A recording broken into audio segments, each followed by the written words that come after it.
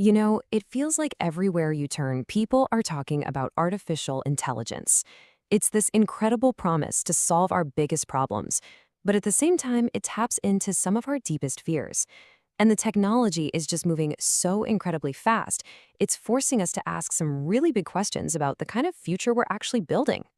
And that, of course, brings us to the big one, the question that's on pretty much everyone's mind. Should we actually be worried? It sounds like a yes or no question, right?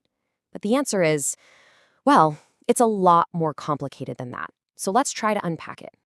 Okay, so before we can even begin to figure out if we should be worried, we kind of need to be on the same page about what AI even is.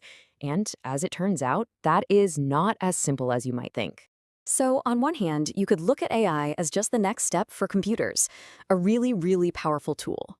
We design it to do things we just can't, solve insanely complex problems, dig through mountains of data, and do it all with superhuman speed. In that sense, it's basically just an extension of our own brain power. But then there's this other idea, and it's a whole lot bigger.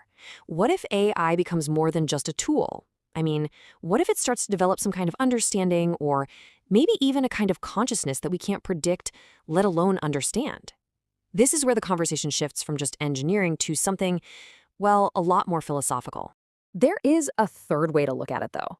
And maybe this is the most honest one. What if AI is basically a mirror?